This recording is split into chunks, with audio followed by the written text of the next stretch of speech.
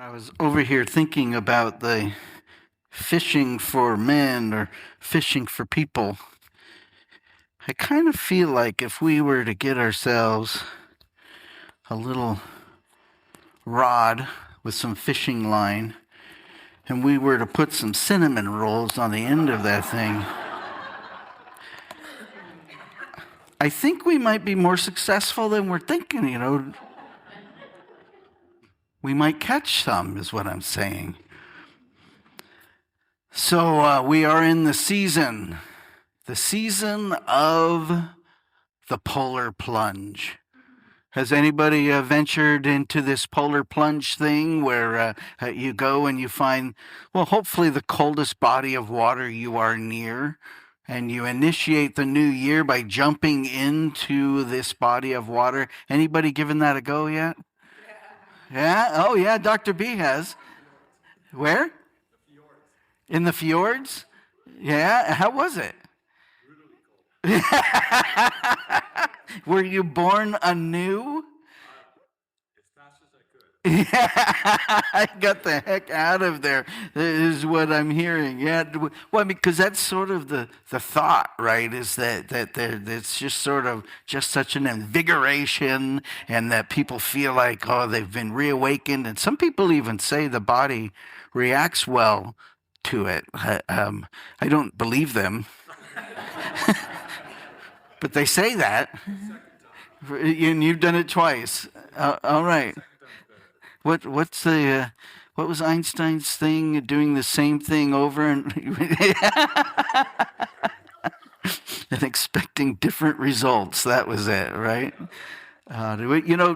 So the way my mind kind of works just a little bit, because some of our Methodist materials were talking about the polar plunge and relating it to baptism, and I get this image of John the Baptist in some Lake Michigan or something in January 1st, and he's rushing people through these baptisms because he's freezing in the water, and then gets into some conversation with Jesus about whether or not this should really happen or not, and he's like, let's just do this.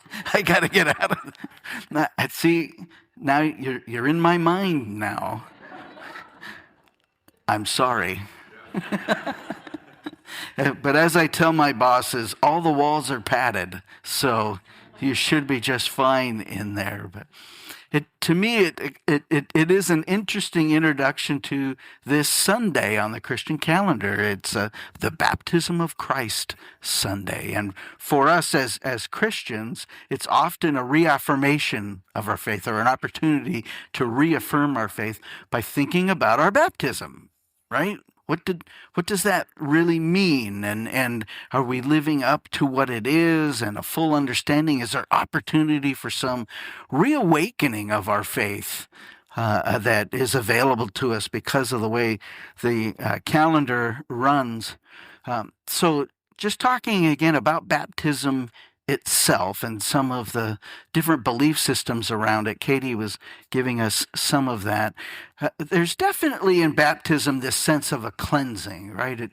It's sort of obvious. It's in some of the language in our scriptures, but you bring in water, and then cleansing is not too far behind, right? So that part of the image and the understanding is pretty easy to come to. We've also got this sense of a commitment made to God, right? That's part of what baptism is as well. I'm going to make this commitment, and I'm going to show God that I am part of this body. I want to be part of this body. We have, with infant baptism, a little bit of a nuance here. It's more of an understanding of, I'll call it the light word I would use, would be an initiation. That this is an official, we are moving into the body because of that commitment. And I say initiation as a light word. I think our Catholic brothers and sisters would say it's a little more substantial than that. But then I think another way for baptism to be understood, we United Methodists, probably the most important part is that reality of grace as our core belief. That God's unending love for us in grace is what we're celebrating. And so because we're doing it that way, it's important that we are in a public place so that we can, all of us who witness that baptism, be able to make a commitment to it, not just our own baptism and reaffirmation, but the baptism of somebody else, so that they can know God's grace because of the way we act, the way we behave. They're going to know God because I share God's love.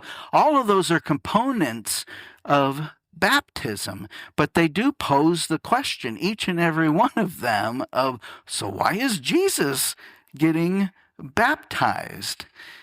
As we understand and know him, he's got all those bases covered. In fact, part of why we get baptized is that we might move into a sense of being known by him, sharing body with Christ. Where we land often when we talk about Christ's baptism is about the importance of Jesus' willingness to be amongst us. That willingness to come and be human and to know what that is, to know the highs, to know the lows, to know the realities of what our life is. That this is a core belief of we Christians, that the God that we worship loves us with such a depth that God sent God's Son to be amongst us, that we might know that he knows, that God knows what it's like to be a human being in this world, what it's like to feel hurt, what it's like to feel lost, what it's like to feel joy, what it's like to know love. That's a unique approach, especially given the many of our scriptures are 2,000 years old. This idea that our God is somebody that loves us and loves us with such a depth that was, I imagine, a lot of why people were drawn to it, a lot of why it resonated with people, a lot of why people felt this was truly how God was and the God that they wanted to know. I like this idea personally, too, that we don't have a God that comes to rule the world and rule over us, but in fact wants us to flourish, wants us to grow amidst all of that has been offered to us in creation and in God's love. We can take comfort, we can take confidence that Jesus, amidst all of this, would know all the joys, all the pains, all the celebrations, and that we can know that he knows that God knows that. It's a big part of why we celebrate on this day of Jesus' baptism, maybe even why we raise it to the heights that we raise it. It is the day that we celebrate God coming to earth and the love that's innate in the midst of that. But it does bring to me kind of a concern about our world. Now, as we enter into a new year and we're starting to think about, okay, what's this year going to be about? My being the pastor here, I kind of extend that to think, okay, what's this year going to be about for this church? And so it highlights this concern for me, this moment in which we're celebrating that Jesus is sharing that depth of love, getting baptized amongst us. What is this world that we are getting baptized into? I think about the world and how we've created it, how we've established it. And when I say we should acknowledge, I'm talking about in worldly sense, the United States. We are a big influence on the rest of the world. When I say we, I'm talking about the Christian body. We are again a high influence on the world and have been for centuries. We have had as much influence on the movement of the world as any other religion. So when I talk about this world that we've created, that we've established, I'm talking about we as in we. It's us that have made this world. And this world that we are in the midst of, to me, is in a really strong place of fracturing. We are broken up and at odds with each other in ways that, well, I'm 32 and I haven't seen this in my life. Lo, these 32 years.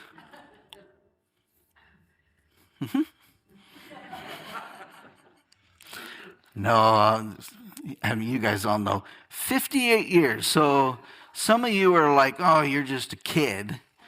Others of you are, oh, you might as well cash it in. I know who's out here. I'm going to count it as enough years to be able to go, holy, this seems like a fractured time. This seems like a difficult time. It's hard not to go into these existential concerns about our nation, about the world. We are so fractured. We're fractured politically, almost on purpose.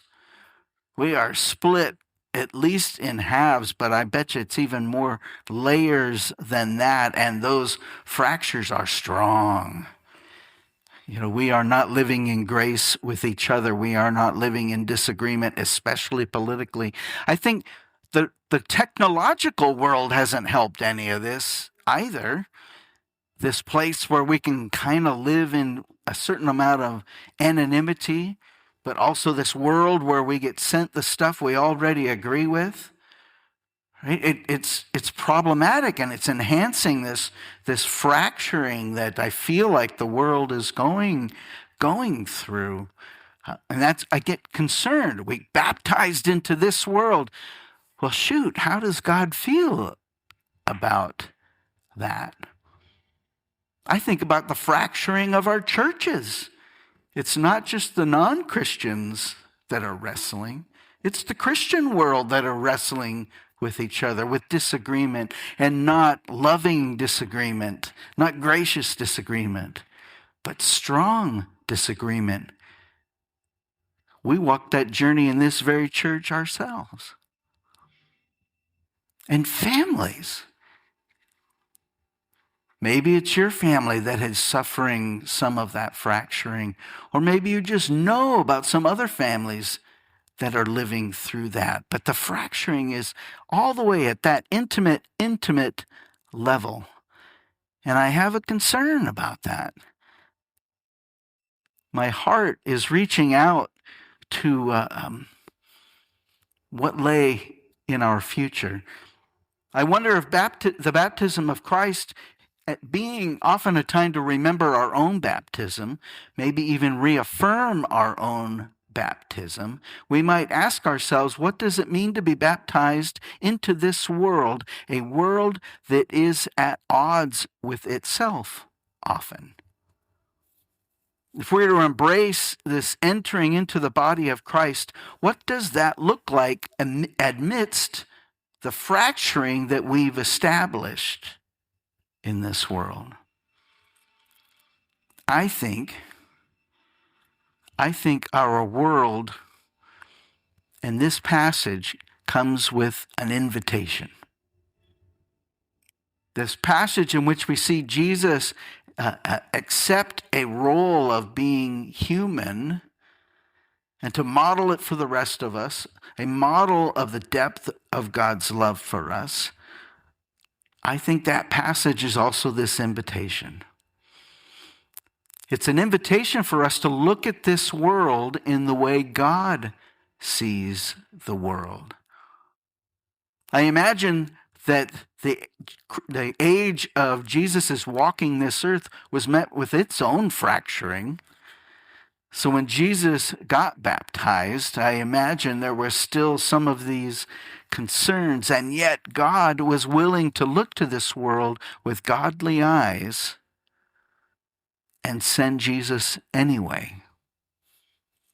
What does that mean, to look at the world with godly eyes? Well, for sure, God sees the shadow sides of our world. right? Richard Rohr, he says it fairly well in a daily devotion that I am working with. He writes, certainly God sees sin, sorrow, the shame, the pity, the terror, the sheer horror of it all, the pathos of the world. God does see our dark side, our shadow side, but God also sees beyond the world. God is able to see the world as it truly is, as God intended for it to be created.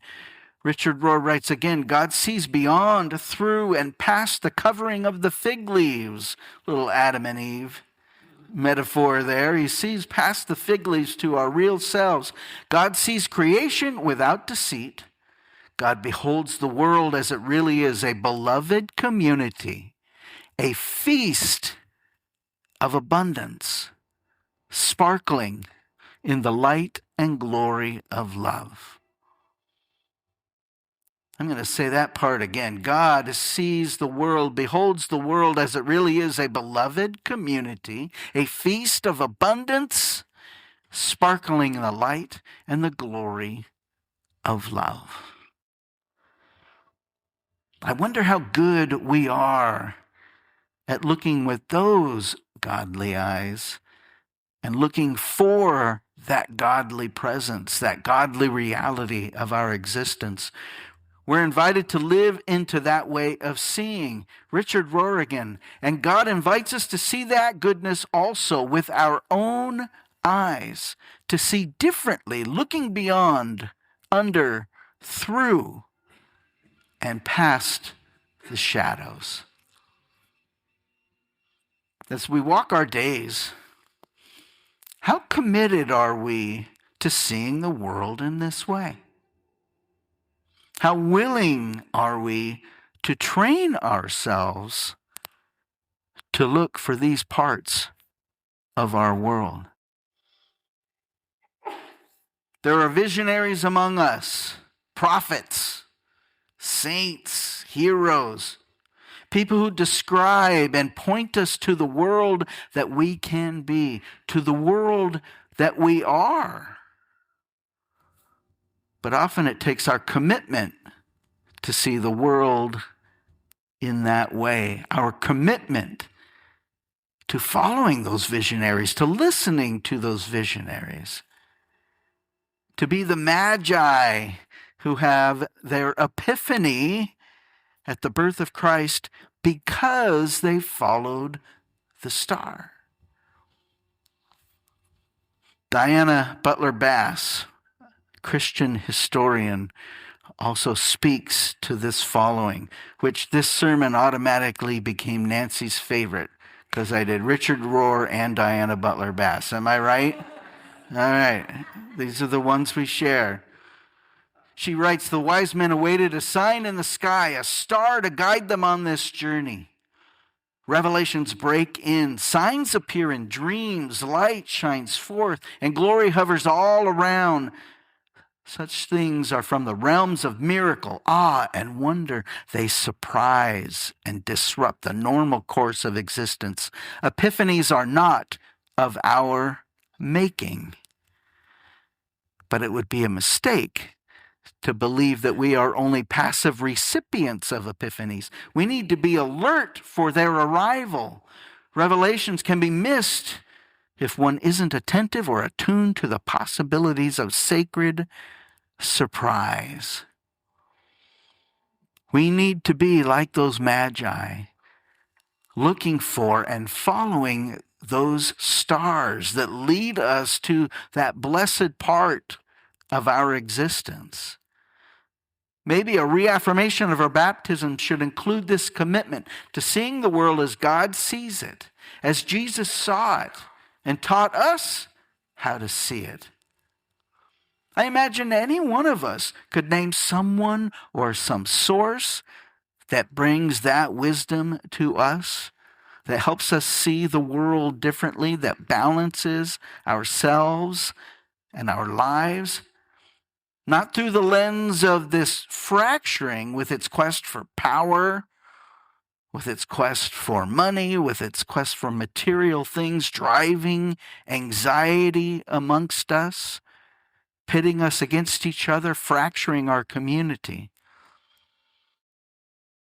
The question is, how much space are we giving to this other wisdom in our lives? The star that's been placed in our lives, are we following it? Are we even looking for it? Today, second Sunday of 2026, I bring to you an invitation. There is a star that I do my best to follow, wisdom that has nourished me, and it's in a daily devotion from the Center for Action and Contemplation. You've heard me quote Father Richard Rohr before, even today. And he has authored this devotion for years now, and I'm blessed for the daily centering that it offers me. And it's with real appreciation and enthusiasm, maybe even excitement, that I read that their theme for this year is good news for a fractured world. Good news for a fractured world. If you're like me, you are anxious for just such good news. You are anxious for that word. My invitation is I want you to join me in reading this devotion each day, following this star, largely because of the theme. I believe it's something that our society, our church, needs to embrace. We need to get a hold of ourselves and our view of the world. It's such a critical time. But also because we need to be people focused on God amidst all this other clatter, with the hope that we can be part of God's reign. God's reign in this world, because it is a reign of hope. It is a reign of justice. It is a reign of healing, of peace. It is a reign, in a word, of love. I laugh. You poor people. Because I get to be the one that talks every week, you guys get subjected to the directions I feel like God is calling me, and then I push it on to you. But maybe, just maybe, God isn't just calling me. Amen.